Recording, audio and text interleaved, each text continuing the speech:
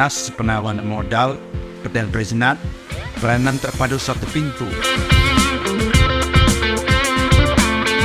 Yuk kita ramaikan lagi di sini. Yuk kita permudah masyarakat di sini sesuai dengan apa yang diamanatkan Pak Wali Kota Batam, Ketua BP Batam.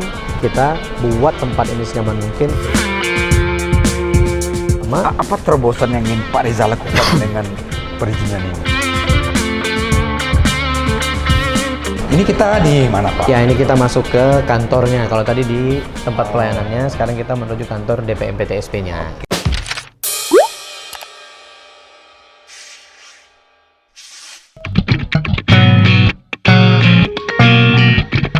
Jadi sebenarnya kalau teman-teman kita semua atau teman-teman pengusaha ini mengisi aplikasi itu dengan baik, saya pikir tidak ada masalah. Kayaknya itu yang perlu harus makanya, diedukasi ya, Pak. Makanya kita di tahun ini akan melaksanakan kegiatan pembinaan kepada seluruh teman-teman kita pengusaha yang sudah menggunakan sistem atau yang akan melakukan sistem. Apa yang harus mereka lakukan supaya keluhan itu nggak keluar lagi, Bang?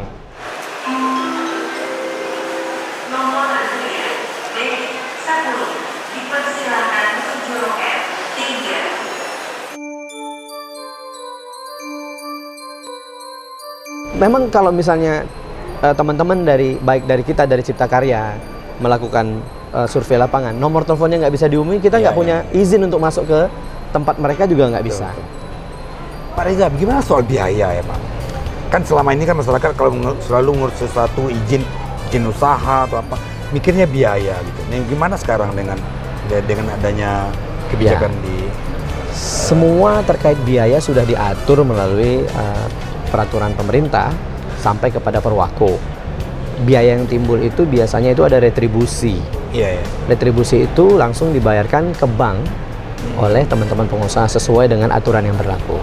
Ada juga beberapa perizinan yang memang tidak menggunakan biaya sama sekali. Nah, ini tergantung apa yang diurus oleh teman-teman. Dan ini adalah secara nasional, bukan hanya di kita. Nah, saya pikir kalau secara nasional, kalau kita ikuti juga nggak ada masalah kok. Karena setiap teman-teman juga udah tahu aturannya ada di mana. Yang kita hindari adalah ada pungutan-pungutan di luar itu. Dan kita bersyukur selama ada BPM PTSP ini dan juga Mall Pelayanan Publik ini tidak terjadi lagi. Itu. Cuman ada yang menarik ini, Pak. Ada pengusaha kan maunya kan serba cepat. Cepat. Mereka bilang time is money. Nah, ada lagi yang bilang hoki teit pun suteji, ya kan?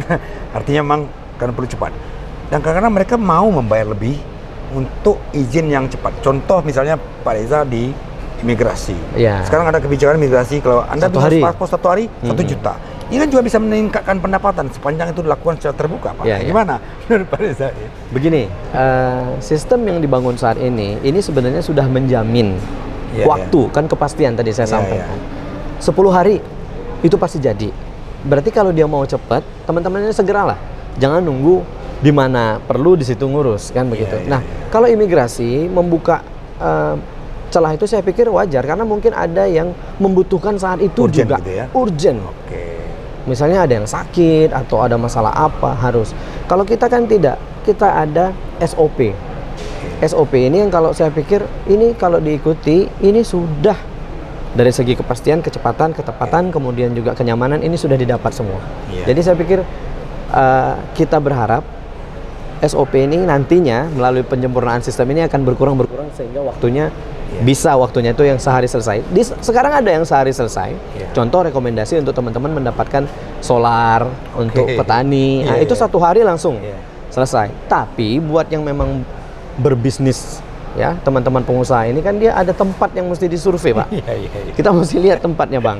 Bener nggak ini lokasinya ini? Bener nggak wilayahnya segini? Terus dari tingkat amdalnya ada tidak? Jadi ini sebenarnya waktu yang dibutuhkan. Tapi sekarang saya pikir teman-teman pengusaha kita sudah cukup cerdas ya, sehingga mereka mau mengurus. Dan tidak ada sebenarnya yang perlu dikhawatirkan dengan sistem ini.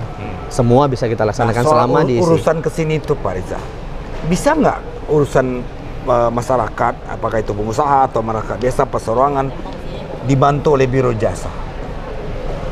Gini, selama ini kita juga masih melihat ya, mungkin ada teman-teman yang waktunya tidak ada, waktunya tidak ada lalu menggunakan yang namanya biro jasa. Itu dibolehkan ya? Begini, kita memakai sistem ini sebenarnya supaya teman-teman kita yang mau mengurus izin itu bisa langsung ngurus sendiri. Jadi biro jasa bukannya tidak pernah kita terima atau apa, tapi di sana juga kita nyarankan ketika dia mau mengurus punya orang, dia harus menyertakan KTP orang yang bersangkutan, nomor telepon orang yang bersangkutan. Jadi sebenarnya yang mengisi adalah orang itu melalui si biro jasa tersebut. Tapi sebenarnya itu boleh ya Pak, kalau itu resmi terdaftar misalnya biro jasanya? Di sistem kita tidak mengenal itu Pak. Yang jelas kalau abang yang mau ini ya KTP abang yang harus kita scan. Oke. Jadi siapapun yang bawa ya KTP abang, nomor telepon abang. Iya. Nah kita tidak mengenal yang namanya biro jasa. Cuman kalau dia minta bantu asal dia bawa semua yang resmi dan ketika kita cek ke lapangan betul kita temui abang di lapangan, ya berarti tidak ada masalah. Karena tetap ada dinas teknis yang akan melaksanakan itu, gitu. Saudara, menarik sebenarnya diskusi dengan Pak Reza Kadafi ini, walaupun baru 3 minggu menjadi Kepala Dinas Penanaman Modal Pelayanan Terpadu Satu Pintu. Kita akan lihat lagi, kita akan explore lagi gedung ini, apa saja izin-izin yang bisa di sini. Anda bisa datang ke sini, bisa ngurus online, semuanya lebih mudah. Ikuti terus Socrates Talk.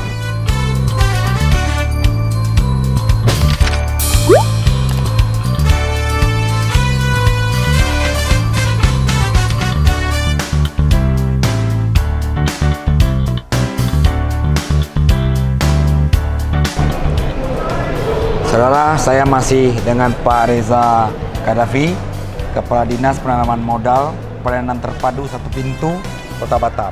Ternyata tidak hanya izin-izin di Pemko Batam, tapi juga di bawah Badan Pengusahaan Batam atau BP Batam. Jadi berarti ada 2 lembaga di satu mall pelayanan publik ini. Iya, seperti saat ini memang yang dipimpin oleh Bapak Haji Muhammad Rudi, Wali Kota Batam, ada yang namanya BP Batam dan ada yang namanya Pemko Batam.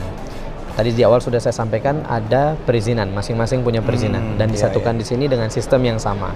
Nah, sisi yang kedua tadi kita sudah lihat sisinya Pemko Batam. Dan sekarang kita berada di sisi sebelah sini yaitu BP Batam. Karena BP Batam ini khusus melayani juga yang namanya investasi. Jadi masyarakat, baik itu yang masyarakat domestik maupun penanam modal asing bisa kemari. Bisa ya. Dia layani untuk bisa mendapatkan akses berinvestasi di Kota Batam. Kayaknya itu hanya ada di Batam seperti itu Pak. Iya betul, dan untuk kalau di tempat lain kan PTSP-nya hanya pemerintah kota ya. Ini juga dua-dua. Iya, dua-duanya, dan di sini juga ada direktur perizinannya. Jadi di perizinannya juga ada, dinas perizinannya juga ada. Kalau di BP Batam namanya Direktorat Perizinannya. Betul, kalau di kita Dinas Penanaman Modal dan Perizinan Satu Pintu. Iya. Nah, yang saya tanya nih Pak Reza, ini kemarin kan sempat hampir 3 tahun kita dilanda wabah COVID-19. Sehingga orang tidak boleh berkumpul, tidak boleh harus jaga jarak, harus pakai masker. Nah, seperti apa kejadiannya yang terjadi waktu itu? Seberapa parah dampaknya terhadap mall pelayanan publik ini? Sebenarnya untuk yang pelayanan inti itu hampir tidak ada masalah. Tapi kita juga kemarin ada teman-teman asosiasi yang bergabung bersama kita. Dan teman-teman asosiasi ini ketika COVID itu melanda, mereka banyak yang kemudian menarik personilnya dari kita. Dan kita paham itu karena memang kondisi dan yang lain-lain. Nah, ketika sekarang alhamdulillah ya Bang, kita tahu bersama kondisinya sudah cukup baik.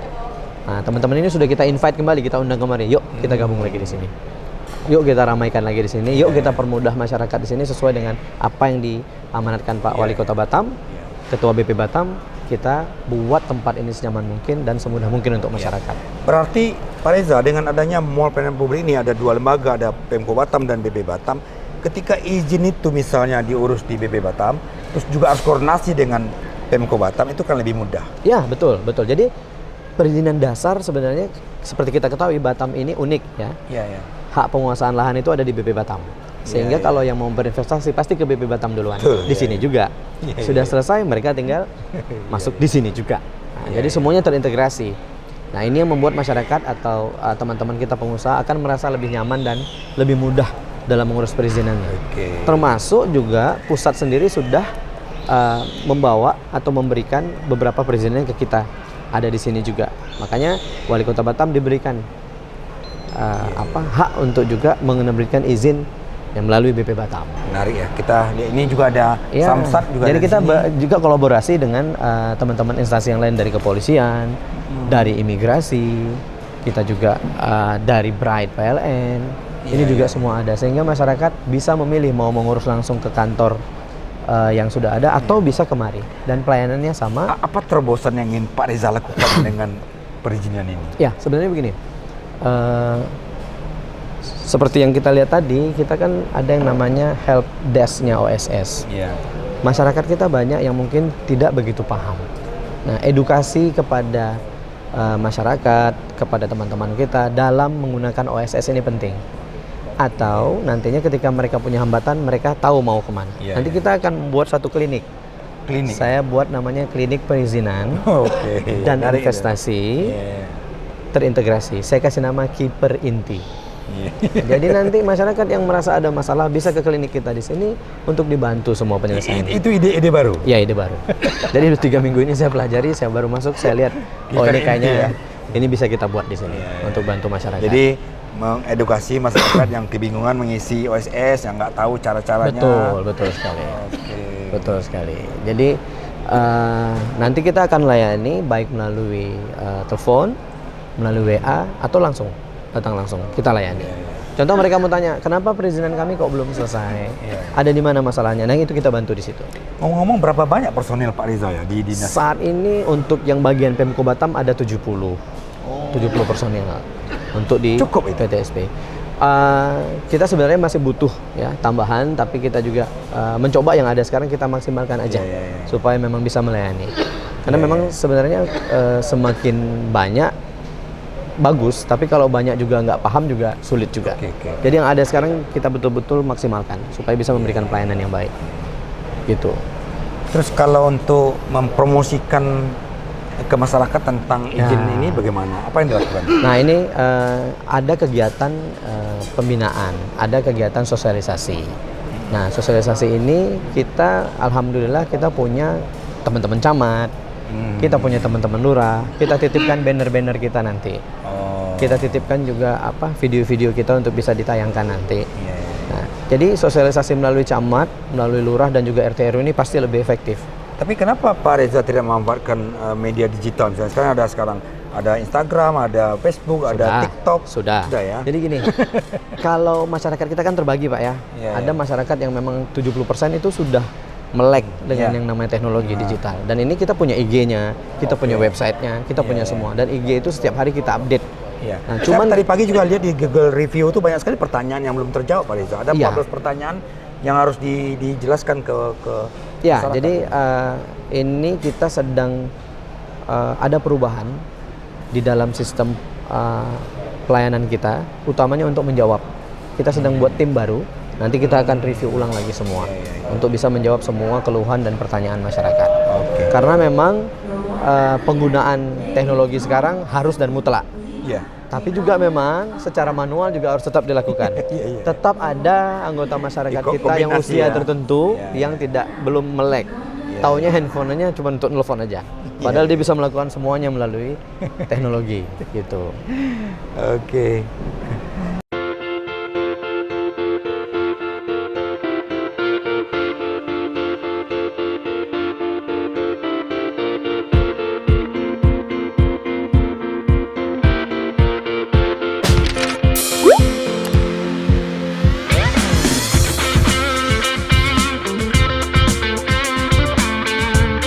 Ini kita di mana Pak? Ya, ini kita masuk ke kantornya. Kalau tadi di tempat pelayanannya, sekarang kita menuju kantor DPM PTSP-nya.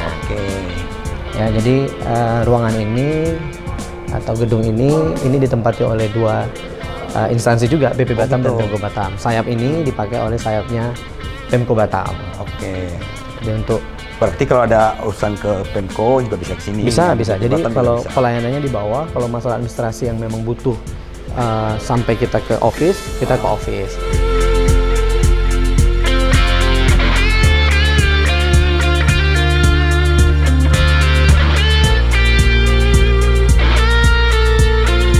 Di sini kita punya staff seperti yang saya sampaikan, ada 70, baik yang di atas itu terbagi di pelayanan maupun yang ada di bawah.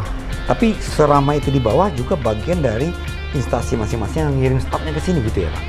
Kalau yang di sini ini memang adalah khusus dari Pemko Batam. Oke. Nanti kalau untuk BP Batam dia punya kantor di lantai 3. Oh. Kecuali di pelayanannya memang di bawah, itu Iya, memang iya. kita bergabung lah bersama-sama di situ. Iya, iya. Jadi untungnya sekarang sejak Wali Kota Batam, ex officio Kepala BP Batam itu semua dualisme yang selama ini terjadi itu bisa diatasi ya Pak ya. Nah itu merupakan apa ya, anugerah buat kita terutama yang di Pemko Batam. Jadi semua proses perizinan itu akan berlangsung dengan cepat dan mudah. Iya, iya. Nah, jadi dilantiknya Pak Rudi menjadi Wali Kota Batam, menjadi Ketua BP Batam, ini benar-benar suatu hal yang membahagiakan kita semua. Mulai dari pembangunan termasuk perizinan semua bisa disatukan. Iya, iya. Karena komandannya satu orang. Komandannya satu orang. Kita syukuri betul. Iya, iya, iya. Ya, Pak Reza, apa yang ingin Bapak sampaikan ke masyarakat Batam ya tentang pelayanan perizinan? Karena selama ini kan image Ya, negatif soal betul, birokrasi itu berbelit-belit, kemudian bertele-tele sehingga ada anekdot masyarakat itu mengatakan kalau masih bisa dipersulit kenapa dipermudah gitu. Itu kan sebenarnya tidak benar. Betul, apa betul, yang betul, ingin betul. Bapak sampaikan? Baik, sebenarnya merubah paradigma adalah hal yang paling sulit. Iya, iya. Tapi kita percaya perkembangan teknologi seperti Bang Sokrates bilang di awal bahwa saya menggunakan teknologi.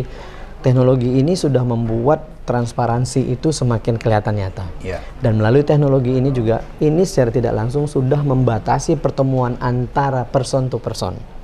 Bukankah semua yang dikhawatirkan itu terjadi ketika kita bertemu? Iya, iya. Nah, melalui sistem dan aplikasi itu tidak akan terjadi. Masyarakat bisa langsung monitor dan kami himbau masyarakat urus sendiri perizinannya. Ya. Percayalah, dengan mengurus sendiri kita paham betul apa yang kita urus, kemudian ada di mana permasalahannya dan bagaimana solusinya. Kalau nggak mau ketemu bisa online, tapi Ya. mau ketemu kan monggo silakan datang gitu ya. Kalau Bang Sokrates sampaikan di awal tadi, memang paradigmanya zaman dulu mungkin begitu. Iya, iya. Tapi zaman kita sekarang, saya ini masih tergolong anak milenial gitu, menggunakan teknologi dan platform digital. Iya, iya. Saya pikir ini secara perlahan akan terkikis. Oke. Bukankah sekarang mesen taksi atau mesen itu sudah pakai aplikasi? Iya, betul betul. Belanja juga sudah pakai aplikasi. Iya, iya. Makanya kita juga, pemerintah sekarang sudah masuk ke area berbasis digital dan ini sudah kita buktikan melalui sistem OSS RBA yang sedang kita laksanakan saat ini. Oke. Gitu Bang. Oke, saudara, begitulah obrolan saya dengan Pak Reza Kadafi, Kepala Dinas Penanaman Modal dan Perizinan, Pelayanan Terpadu Satu Pintu, Kota Batam. Dan Anda perlu tahu bahwa mall pelayanan publik ini nilainya dari indeks kepuasan konsumen adalah A, 87,83. Jadi sangat baik dan kita berharap ke depan setelah Pak Reza dilantik menjadi pimpinan di lembaga ini, pelayanan akan lebih baik, masyarakat akan lebih terlayani, dan komunikasi akan lebih terbuka. Selamat bertugas Pak Reza. Terima kasih Sukses kunjungannya selalu. Bang. Iya. Datang-datang lagi. Sampai ketemu lagi. Nanti Iya. kita ngobrol lagi. Oke, Makasih. ikuti terus.